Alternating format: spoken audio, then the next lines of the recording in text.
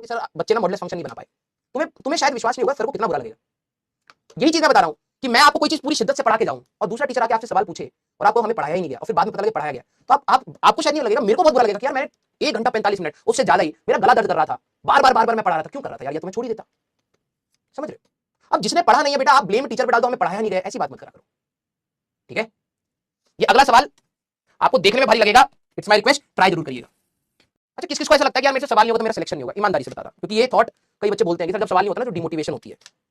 ईमानदारी से बताइएगा, क्योंकि पिछली 2 क्लासेस भारी गई हैं और मैंने आपको कोशिश करा कि आप एटलीस्ट मेरे साथ स्ट्रगल करने की कोशिश करो, ठीक है। आंसर नहीं भी आए स्ट्रगल करने की कोशिश करो, this is our duty, responsibility है बेटा। अच्छा, बहुत सारे। दूसरा सवाल मैं आपसे पूछता हूं, प्रैक्टिकली सोच के बताइएगा, और ये जिस दिन आपको रियलाइज दिल से हो जाए ना बात, आपको किसी भी बंदे की मोटिवेशन की जरूरत नहीं पड़ेगी। दूसरा सवाल ये है, कई बच्चों को डिमोटिवेशन होता है, सवाल नहीं होता।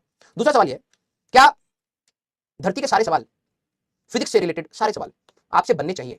क्या आप सारे सवाल लगा दोगे? अगर मान लीजिए कि मैं आपको पढ़ा दूं और आपको, क्या दुनिया के सारे फिजिक्स के सवाल आप लगा सकते हो, या कोई भी व्यक्ति लगा सकता है? जिस दिन आपको ये रियलाइज हो जाएगा ना, आप ग्राउंडेड हो जाएंगे।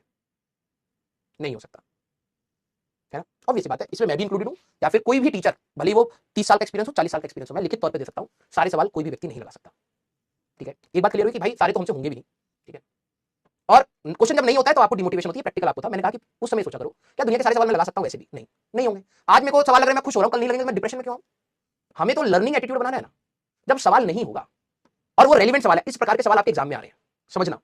तीसरा सवाल, मैंने आपको एक सवाल दिया which is relevant for your exam, मतलब उसी प्रकार का सवाल आपके एग्जाम में आता है, पूछा गया है या पूछा जा सकता है, रेलिवेंट। सवाल नहीं हुआ, आपको क्या करना चाहिए? सोच के बताओ। एक ऐसा सवाल आपकी कॉपी पर है या फिर स्क्रीन पर है जो या तो पूछा जा चुका है या उसी टाइप के सवाल पूछे जा रहे हैं या पूछा जाएगा, कुछ ऐसा आपका है कि ये रेलिवेंट है और सवाल नहीं हुआ, आपको क्या करना चाहिए? अगर आप शिद्दत से तैयारी कर रहे हो, आपको क्या करना चाहिए? Patiently try. आप अपनी तैयारी को इतना ट्रायल मोड में डालिए, इतना ट्रायल मोड में डालिए, इतना ट्रायल मोड में डालिए, क्योंकि दूसरे साइड का कोई रास्ता है ही नहीं भाई तेरे पास। समझ इस बात को, तुमसे सवाल ना हो फिर घिसो अपने आप को, और कोई रास्ता नहीं है।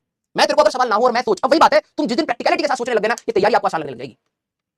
अगर मान लेते सवाल ना हो और मैं कहूं बेटा तू छोड़ दे यार, नहीं हो पा रहा, क्या उससे रिजल्ट तेरा फेवरेबल आएगा? नहीं, तेरे को भी पता है। अगर तू हर चीज छोड़ता चला जाएगा तो क्या फेवरेबल आएगा? नहीं। तो वो तो सिलेक्शन का शोर शॉट है कि भाई नहीं होने वाला उस तरीके से। हमारे पास है क्या? हमारे पास ये है कि सर इतना वास्ट सिलेबस है, जितना नोच के तुम पढ़ पाओ उतना नोच के पढ़ लो। डिप्रेशन कुछ नहीं है, नहीं हुआ नहीं हुआ, हो सकता है कल मेरे से ही सवाल ना हो सकता है कल मैं जिनसे पढ़ाऊं उनसे सवाल ना हो, या वो जब मेरे को पढ़ाते होंगे तो वो भी कई सवालों में अटके होंगे, या वो जब पढ़ रहे होंगे तब भी कई सवालों में, ये हमेशा रहेगा पॉसिबिलिटी। समझ रहे हो? मेरे से अगर आज की डेट में सवाल नहीं हो तो मैं तुम्हारे जैसे रोऊंगा नहीं भाई। रो के मेरे को क्या मिलेगा? मैं जाके सीखूंगा।